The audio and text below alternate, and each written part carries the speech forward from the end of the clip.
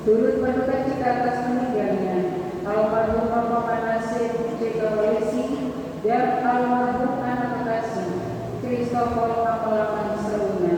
Semoga mendapat tempat yang layak di sisi kanan Bapa Surga.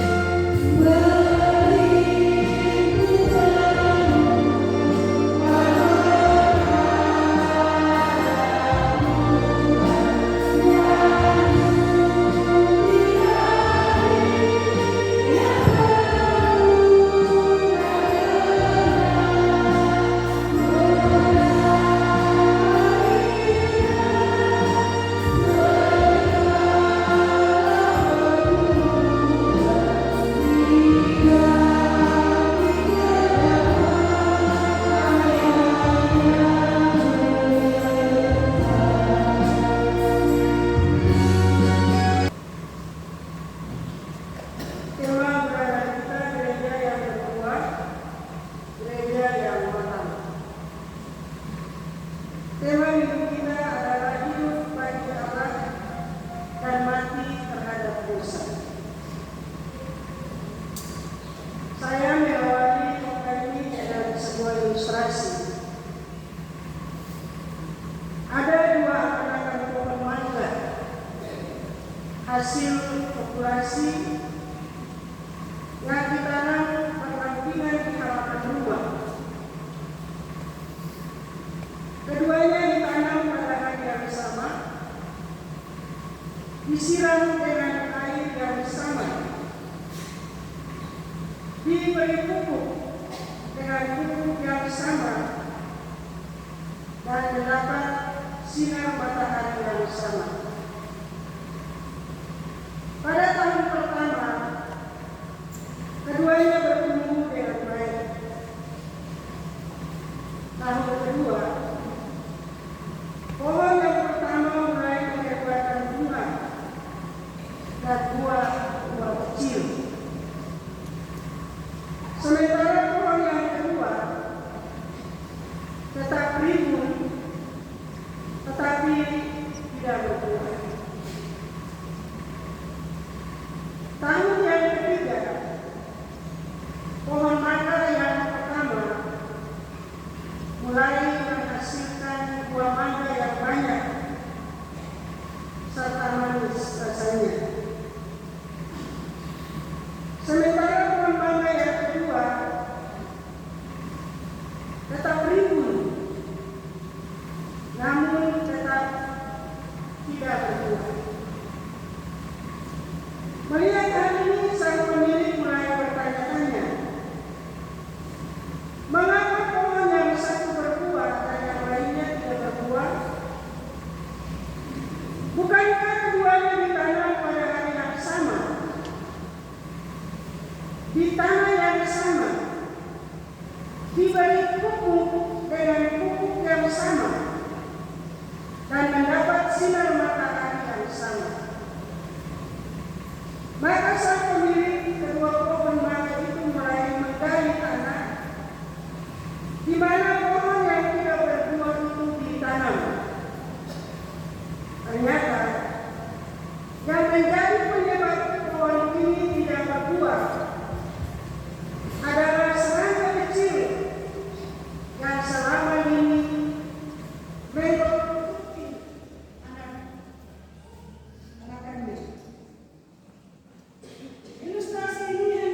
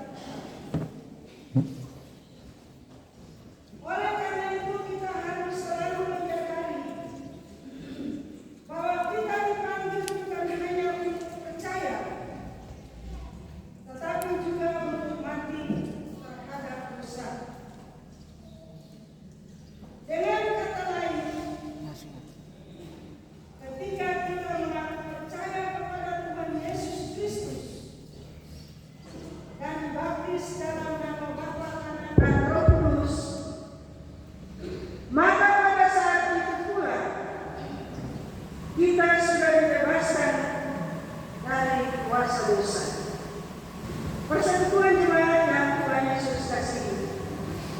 Hal penting lainnya hendak dinasihatkan kepada kita adalah bahwa menjadi umat Tuhan yang matang dan berbuah bukan hanya soal mematikan keinginan dosa dalam hidup kita, tetapi bagaimana menjadikan hidup kita yang sudah dibaharui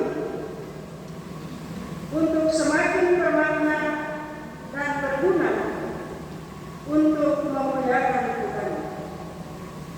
Artinya bahwa seorang Kristen yang matang dan berbuah berarti kita harus terus bertumbuh di dalam kedewasaan rohani atau iman, berbuah dalam kasih, dalam kekudusan dan pelayanan, serta menjadi terang bagi dunia, khusus lingkungan di mana kita berada. Inilah yang diinginkan oleh Tuhan Yesus dari kita sekalian. Persekutuan jemaat yang Tuhan Yesus kasihi, sebagai umat Tuhan, maka kita hendaklah sadar dan mengaku bahwa kehidupan kita akhir-akhir ini semakin serupa dengan dunia ini.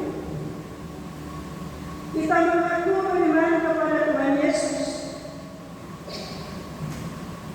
tapi pada saat yang sama kita pun tetap masih dikuasai oleh hawa nafsu dan keinginan daging. Hal ini bukan saja menunjukkan bahwa kita ini masih belum lahir baru, tetapi juga bahwa kita semakin sulit untuk membawa orang lain datang kepada Kristus. Kita tentu pernah mendengar tentang Mahatma Gandhi, bapak pendiri negara India. Dia sangat tertarik kepada ajaran Tuhan Yesus. Tetapi suatu ketika dia berkata, jika saya memandang Yesus, saya ingin menjadi Kristen. Tetapi ketika saya melihat kelakuan orang Kristen, maka lebih baik saya tetap menjadi Hindu. Apa yang diucapkan oleh Mahatma Gandhi ini nampaknya masih relevan hingga saat ini. Mengapa Bapak Ibu saudara-saudara sekalian? Sebab masih ada di antara kita orang-orang Kristen yang pada satu pihak kita mengaku beriman kepada Tuhan Yesus, tetapi pada saat yang sama kita masih suka hidup dikuasai oleh keinginan daging dan hawa nafsu. Hal ini berarti bahwa kehidupan yang lahir baru, sebagaimana yang diarahkan oleh Tuhan Yesus, belum terlalu nampak dalam kehidupan kita. Itu berarti pula bahwa pertumbuhan rohani kita belum berjalan dengan baik, sehingga kita belum hidup di dalam kekudusan, belum berbuah dalam kasih dan pelayanan, serta belum terlalu menjadi terang bagi dunia.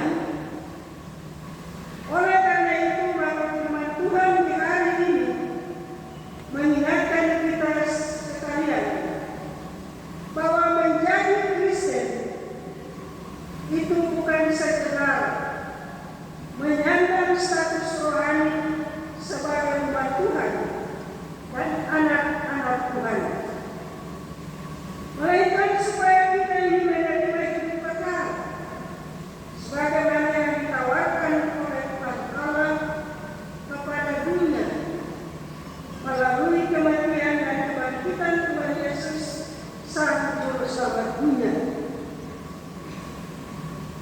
Dan demi hidup dalam kehidupan kekal itulah, maka kita dituntut untuk lahir baru, yaitu hidup tidak lagi dikuasai dosa atau hawa nafsu dan keinginan-keinginan dari kita,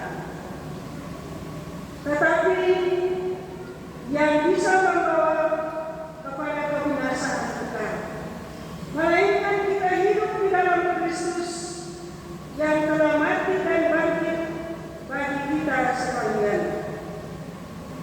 Dan dalam rangka itulah, maka kehidupan kita ini tidak boleh stagnan atau berjalan di tempat, tetapi harus terus bertumbuh menjadi matang dan menghasilkan buah-buah iman yang menyenangkan hati Tuhan. Persatuan jemaat yang Tuhan Yesus kasihi, kehidupan yang tidak digerogoti oleh dosa yang membawa kepada kebinasaan ini pernah diungkapkan oleh Daud dalam Mazmur pasal 1 ayat 1 sampai 3 yang berbunyi begini: berbahagialah orang yang tidak berjalan menurut nasihat orang fasik, yang tidak berdiri di jalan orang berdosa, dan yang tidak duduk dalam kumpulan pencemooh. Ia seperti pohon yang ditanam di tepi aliran air, yang menghasilkan buah pada musimnya, dan yang tidak pernah layu daunnya. Apa saja yang diperbuatnya berhasil. Inilah yang akan dialami oleh umat Tuhan yang selalu berakar di dalam Kristus dan bertumbuh ke arah Kristus. Kita akan menghasilkan buah-buah kebenaran dan kasih yang selalu menyenangkan hati Tuhan dan juga sesama kita, sehingga apa saja yang kita lakukan selalu diberkati Tuhan.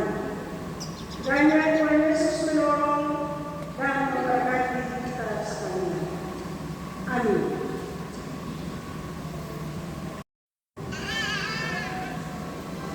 Jemaat, Tuhan telah menganugerahkan berkat dalam hidup kita.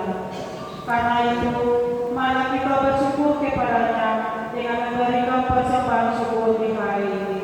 Tuhan